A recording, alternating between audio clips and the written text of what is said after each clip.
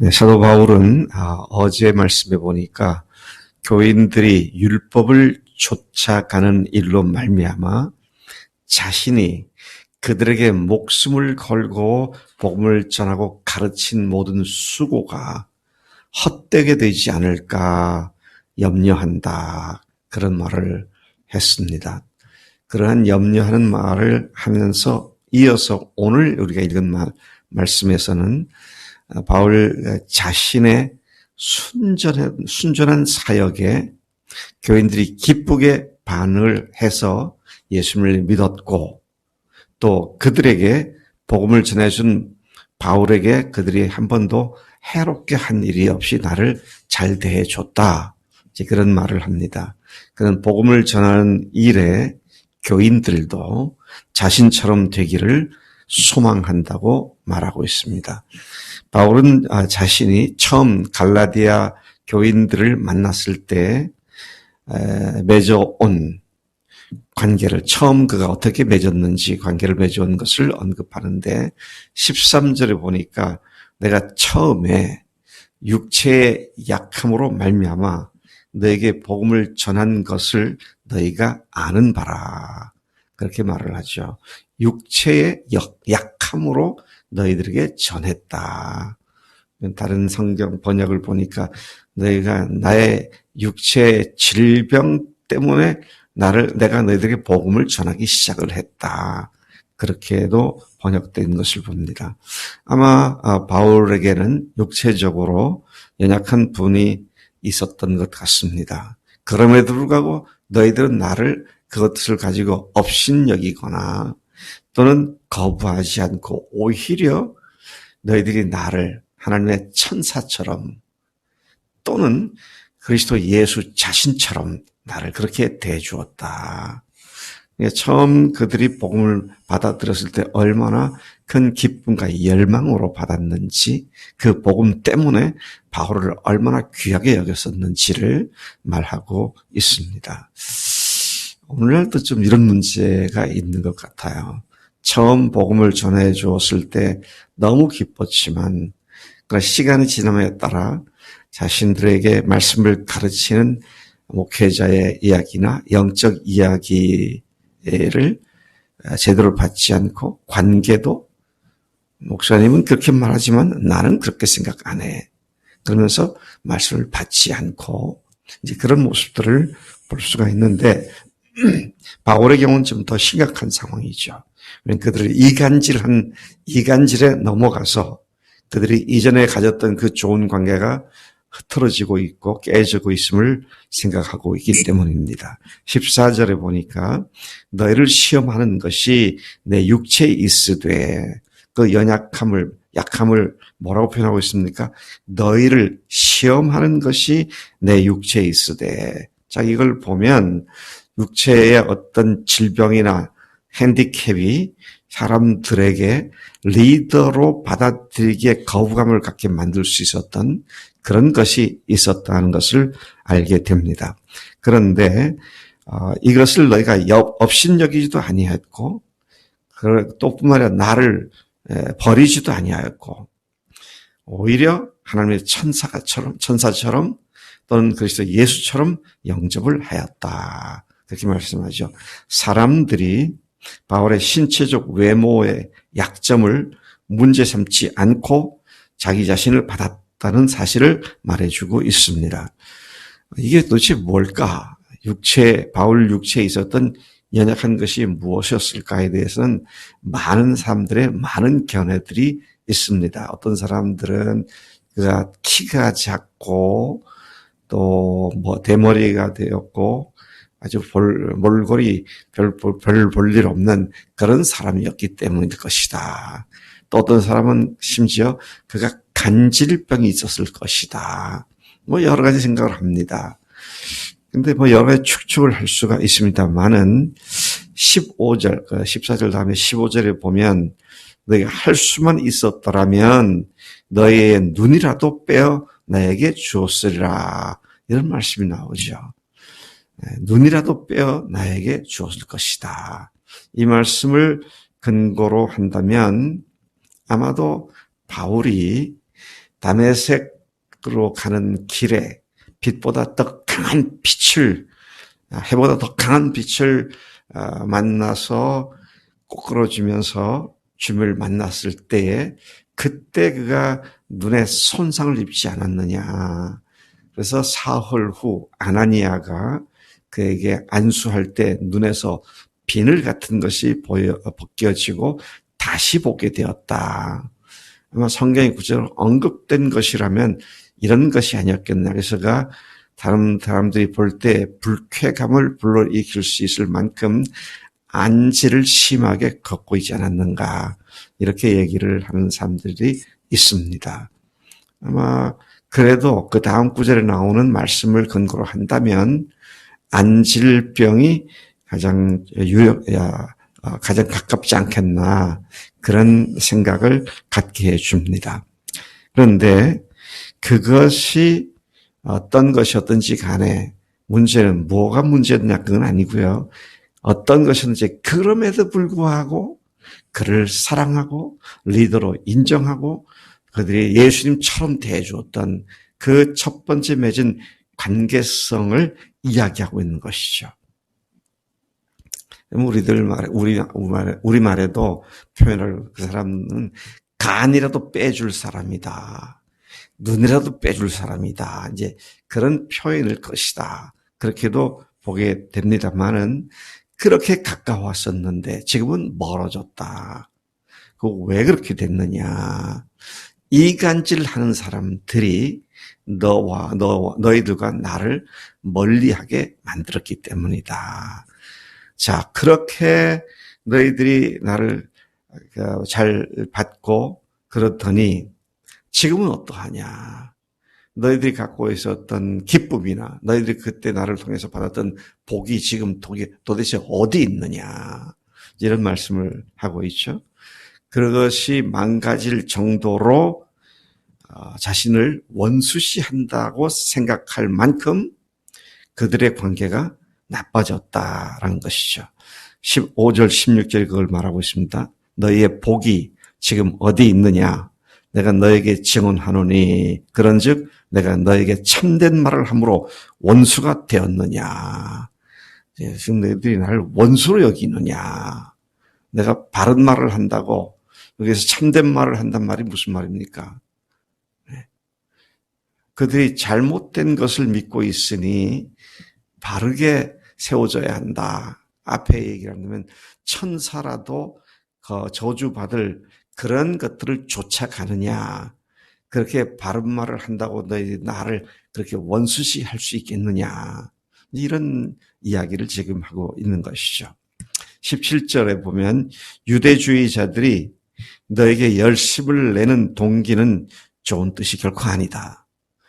오직 너희를 우리와 이간시켜서 나에게로부터 받은 것을 떠나 그들이 전해주는 다른 복음을 열심히 쫓아가게 하려는 것뿐이다. 그렇게 말을 합니다. 앞에서 너희들이 율법을 지킴으로 성령을 받았느냐 그런 말씀도 나오게 되는데요.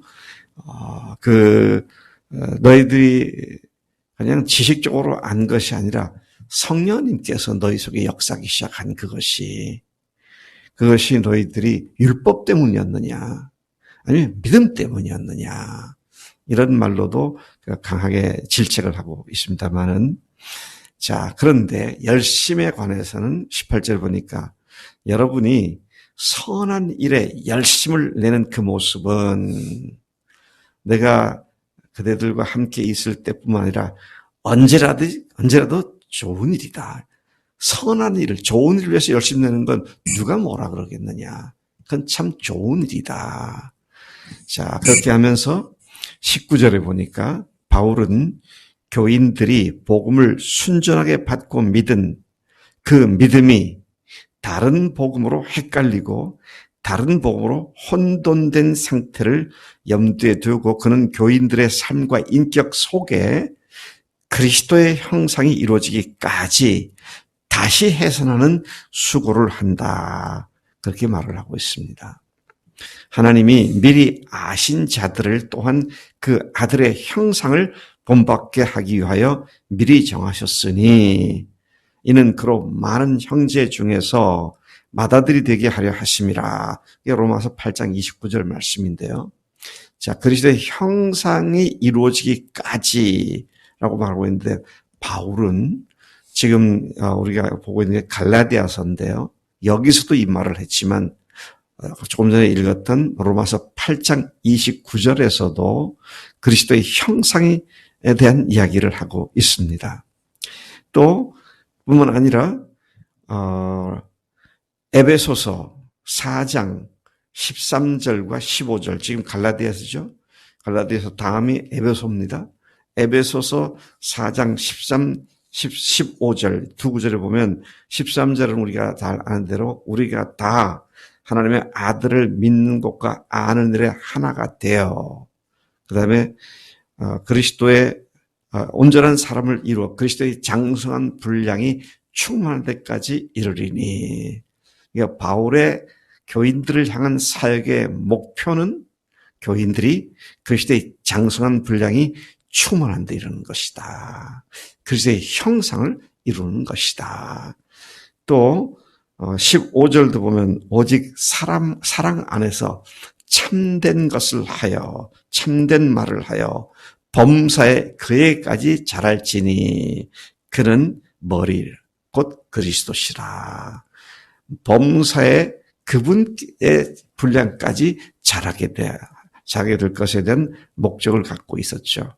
그런가 하면 골로새서, 에베소서, 빌립보서, 골로새서 1장 28절에도 우리가 각 사람을 권하고 각 사람을 가르치면 각 사람을 그리스도 안에서 온전한 자로 세우려 합니다.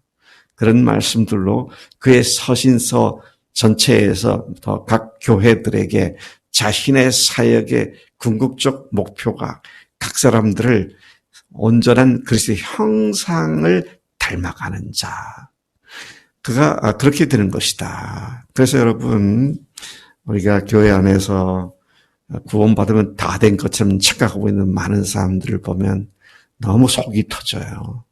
이제 시작인데, 이제 응애 하고 이제 태어났는데 마치 다 된 것처럼 말씀도 안 읽고 기도도 안 하고 자빠져 잠만 자고. 그거 아니에요. 정말 잘 성장하고 그리스도의 향기가 풍겨치는 그런 삶을 사는 것이 우리의 목적이다.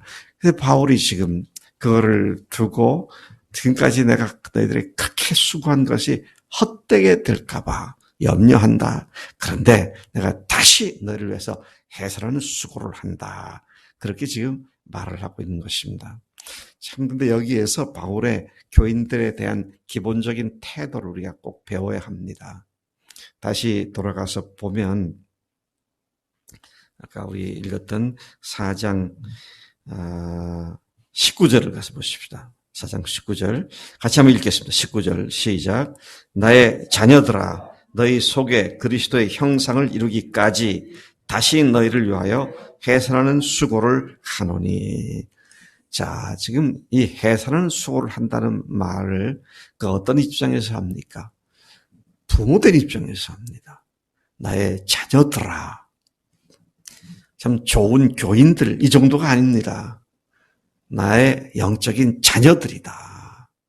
복음으로 내가 너희를 낳았다. 근데 내가 다시 해산 수고를 한다. 해산의 수고는 어머니가 하는 것이죠. 영적으로 사람들을 그리스도의 형상으로 닮아가게 하는 일은 영적 부모의 심정을 가진 사람들이 할 수 있는 일이다. 이걸 우리가 알아야 돼요. 배워서 지식을 전해주거나 내가 먼저 안 것을 교리적으로 전해준다고 사람들이 변하는 것이 아닙니다. 부모는 어떻습니까? 자식이 바로 서기까지 계속 참아주고 기다려주고 때로는 듣기 싫은 말도 해주고 또는 안아주기도 하고 그게 부모 역할 아닙니까? 이제 그런 의미에서 우리가 영적인 리더가 된다는 말은 영적인 부모가 되는 것이다. 그리고 영적인 부모가 된 사람의 뚜렷한 마음속의 목표는 그들이 예수님처럼 자라나는 것이다. 이것을 우리가 앞으로 평생 잊지 않고 예수님의 맡겨진 영혼들을 위해서 우리가 이러한 뚜렷한 목표를 갖고 살아야 한다는 것입니다. 이런 맥락에서 바울은 마지막 20절에서 그들을 향해 엄중한 책망을 하려고 하는데 그 이유는 그들의 믿음에 대한 의혹 때문이다. 너희들이 하는 걸 보니 너희들이 의심스럽다. 뭐라고 말하면 내가 이제라도 너희와 함께해서 내 언성을 높이려 함은 아이고 여러분 화가 나면 언성이 높아지잖아요. 근데 바울이 지금 마음의 상태가 그들 향해서 그게 썩 좋지 않은 상태입니다. 애가 타고 마음속에 속이 상하는 그런 마음을 갖고 있으니 이제 이런 표현을 하고 있죠. 언성을 높이려 하면 너희에 대하여 의혹이 있음이라. 이 목사로서 영적 리더로서 바로 서지 못한 사람들에 대한 의혹이 항상 있습니다. 저 사람이 예수님을 지식으로 아는가? 아니면 생명으로 알고 목숨을 걸었나? 근데 의심스러운 사람들이 너무 많아요. 우리 교회 그렇단 말이 아니라 예수 믿는 사람들에게 너무 많아요. 근데 우리 교회도 없지 않아요. 말하면 뭐 청산유수교로 답은 하는데 삶은 그렇지가 않아. 참 이게 영적 싸움입니다. 리더의 영적 싸움입니다. 그렇다고 대놓고 당신 구원받지 못했다 이렇게 말할 수도 없는 거고요. 왜? 뭐 그래도 주님께서 그걸 구원하셨는지 뭐 구원하실 수도 있으니까 그냥 그 말을 하지 않는 것뿐이지 의심이 되는 부분들이 있죠. 정말 아직도 주님을 제대로 모셨나? 그러다 어쩌다가 주님을 모신 그런 표현을 하면 얼마나 기쁩니까? 이제 좀 변화가 왔네. 그러다가 또 얼마 있다가 원위치로 돌아간 것 같기도 하고. 이게 리더들의 싸움입니다. 그러니까 이것 때문에 힘들다고 포기할 것이 아니라 이게 해산하는 수고라고 말합니다. 저는 뭐 아기를 제가 직접 낳아보지 않아서 모르겠는데 누가 그러더라고요. 여자들이 아기를 해산할 때는 너무 힘들어가지고 다시는 애 안 낳겠다고. 그런가요? 네. 근데 또 낳잖아요. 왜 그러냐 했더니 그냥 웃기는 말입니다. 여자들이 머리가 안 아파서 금방 잊어버려서 그렇다고. 여러분, 우리가 해산하는 수고가 싫어서, 그게 두려워서, 그게 귀찮아서 피한다면 우리는 영적 부모가 아니죠. 일반 스승에 불과할 겁니다. 근데 바울이 뭐라고 했어요? 그리스도 안에서 1만 명의 스승은 있지만 아비된 자는 많지 않다. 하나님, 제가 스승이 아니라 아비가 되도록 역사해 주십시오. 어미가 되도록 은혜를 더욱더 넘치도록 주십시오. 하나님 아버지 감사합니다. 이 아침에 바울의 애끓는 심정을 저희들이 봅니다. 하나님, 저희들에게도 하나님께서 이 모양 저 모양으로 섬기라고 맡기신 영혼들이 있습니다. 하나님, 참으로 복음을 위해서 참으로 그들이 하나님의 자녀가 되었다면 하나님 그들을 참 아비 심정으로 어미 심정으로 잘 보살피고 그들을 위해서 해산하는 수고를 아끼지 않는 우리가 되도록 역사해 주시기를 믿고 의지합니다. 아직 주님을 알지 못하는 영혼들, 참 주님께 마음이 굳게 닫혀있는 영혼들을 마음 문을 열게 하고 복음을 전하는 것이 해산하는 수고와 또 비교가 되는데 하나님, 우리가 그 고통을 담당하는 우리가 되도록 믿음의 믿음을 더해 주실 줄로 믿습니다. 감사합니다. 예수님의 이름으로 기도했사옵나이다. 아멘. 아멘.